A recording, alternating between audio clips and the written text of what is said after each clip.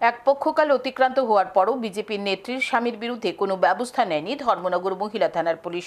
বাধ্য হয়ে নির্যাতিতা মহিলা ও স্থানীয় লোকজন থানা ঘেরাও করে সুবিচারের দাবি জানান।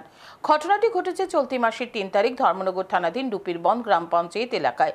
অভিযোগ, পঞ্চায়েত এলাকার এক বিজেপির নেত্রীর স্বামী আসার উদ্দিন প্রতিনিয়ত এক মহিলাকে উত্ত্যক্ত করে আসছে, বিভিন্ন সময় কুপ্রস্তাবও দিত।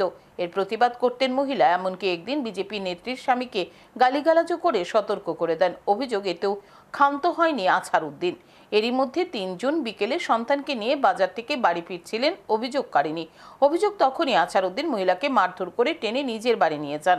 অভিযোগ, সেখানে বিজেপি নেত্রী ও তার স্বামী মিলে মহিলাকে মারধর করে শরীরের বিভিন্ন জায়গায় মরিচের গুঁড়ো লাগিয়ে দেন। মহিলার সন্তান ঘটনার লোকজনকে জানানো হলে তারা আক্রান্ত মহিলাকে জেলা হাসপাতালে নিয়ে যান। নারকীয় ঘটনা জানিয়ে ধর্মনগর মহিলা থানায় মামলা দায়ের করেন নির্যাতিতা। অভিযোগ, পুলিশ আজ পর্যন্ত অভিযুক্তদের বিরুদ্ধে ব্যবস্থা গ্রহণ করেনি। সুশাসনের রাজ্যে পুলিশের এমন ভূমিকায় ক্ষুব্ধ মহিলা ও স্থানীয় লোকজন। তারা মঙ্গলবার ধর্মনগর মহিলা থানা ঘেরাও করে সুবিচারের দাবি জানান। অভিযুক্তরা শাসক দলের লোক হওয়ায় পুলিশ ব্যবস্থা গ্রহণ করছে না।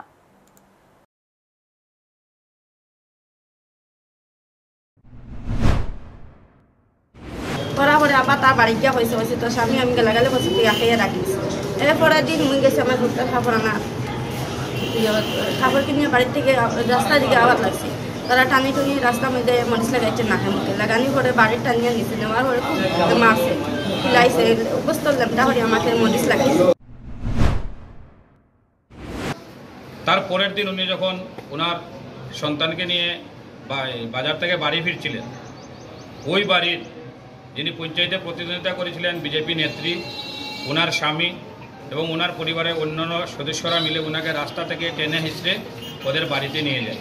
গিয়ে ওনাকে শারীরিকভাবে নিগ্রহ করে